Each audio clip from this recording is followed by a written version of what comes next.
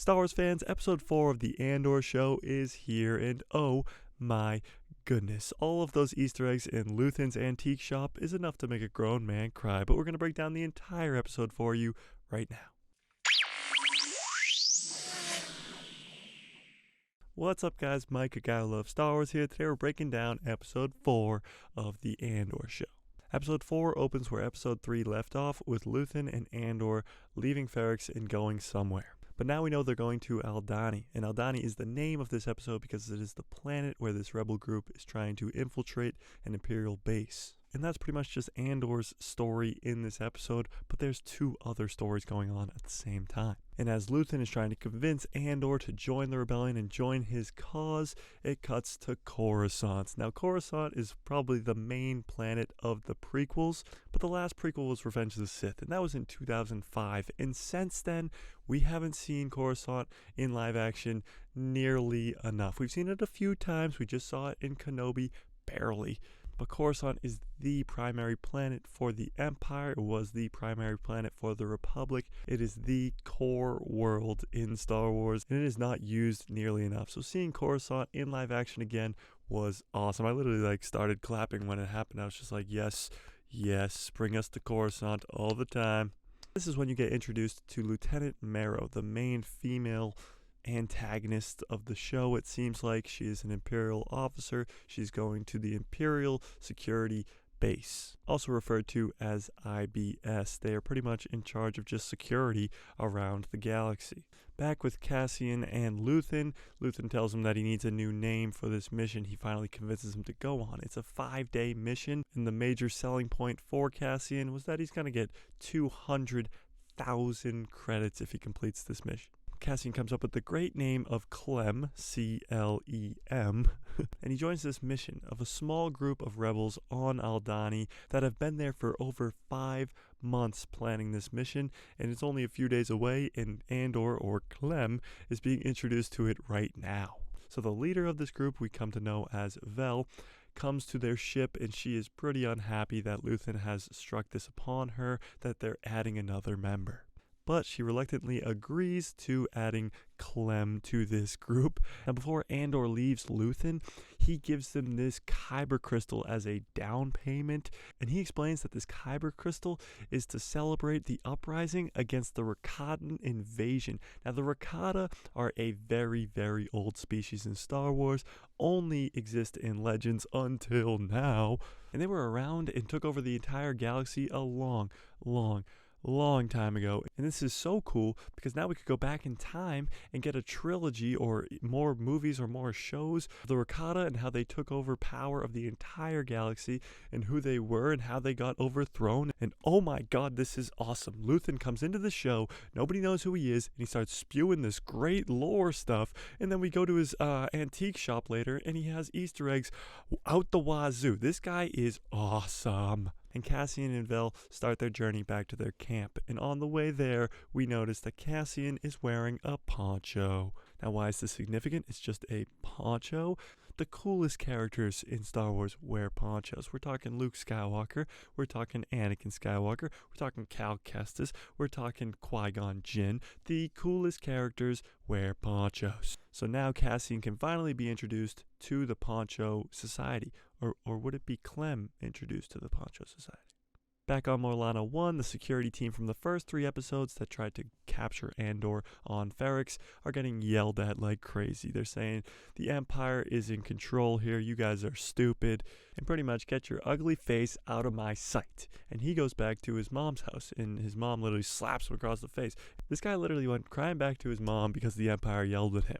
Cuts to Luthen, who's on his way back to Coruscant. He changes his entire outfit, puts on a wig. He becomes a completely different person when he's on Coruscant because he's putting up a front. He has to survive and not have the Empire looking over him. Luthen seems to own this antique shop, and Mon Mothma shows up to come buy an antique. She's just talking to him because she is his informant. She is the person who is paying for the entire rebellion pretty much, and she is struggling to get more money.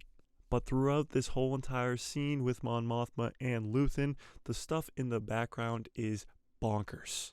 You see weapons like a sword from the Utapauans, you see the shield from the Gungans, but you see more insane stuff, like a Mandalorian armor, like a holocron, a Sith and a Jedi holocron. You see Starkiller's mask. Now, Starkiller is a Legends character from the 2 video games, The Force Awakens and The Force Awakens 2. He's the main character in that. He is apprenticed to Darth Vader, but he is ridiculously overpowered, and there's a reason he's a Legends character and not in canon. Now, does his mask appearing in Luthen's antique shop mean he's canon? No.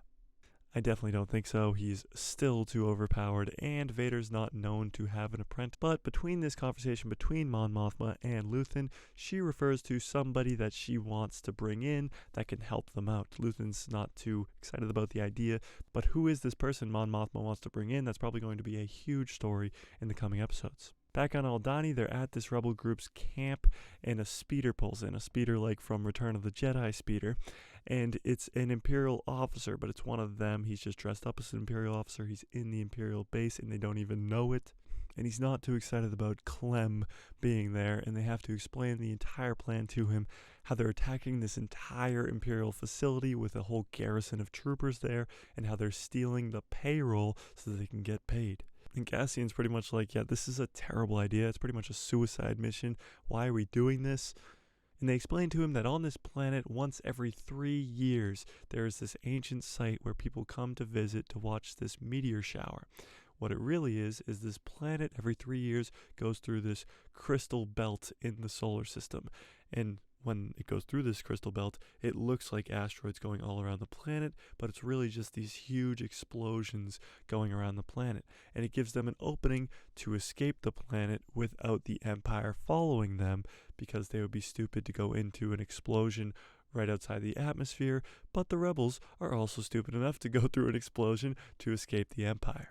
Back on Coruscant, Mon Mothma's at her house, and her husband has planned a party for Governor Hannah. Now, we don't know who Governor Hannah is, but she reads off a few of the people on the guest list, which she doesn't like because she's competing against them in the Senate all the time because they have different views. One of them is Sly Moore, who we've seen in the prequels, and maybe we'll get to see him in the Andor show, maybe even in next episode. We see Lieutenant Marrow on Coruscant again, trying to get permission to go to Ferrix to get back something that was stolen from her sector.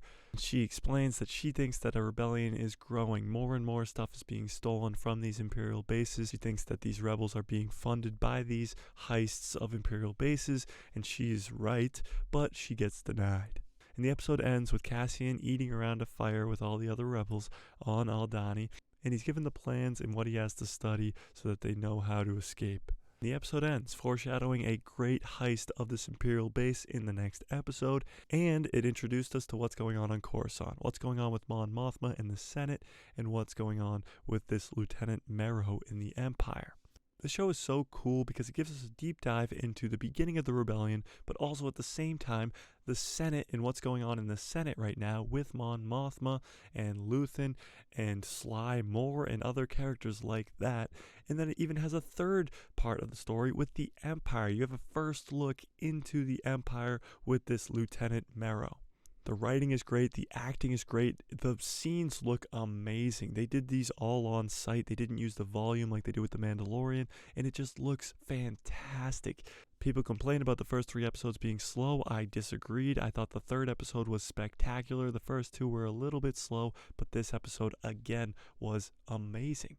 Casual fans too, this didn't have a lot of action in this episode, but the storytelling was fantastic. And then for more hardcore fans like myself, and I'm sure you guys, all those Easter eggs in Luthen's antique shop and the Kyber crystal he gives him and talks about the Rakata. I mean, this show is awesome. There's no other way to describe it. It is Star Wars at its finest. It's the Rebels. It's the Empire. It's the lore. It is fantastic.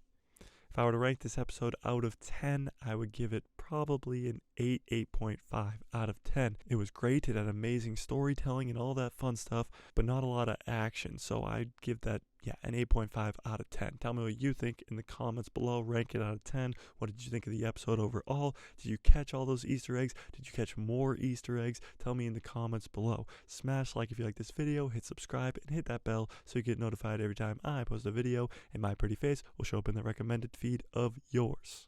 The Andor show is just getting started. This was episode 4 of 12 episodes, and there's already a second season confirmed.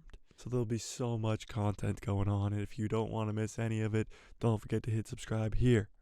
And if you want to talk Star Wars with some Star Wars nerdy people, there is a link in the description below to a Discord called The People Who Love Star Wars, and may the Force be with you, always.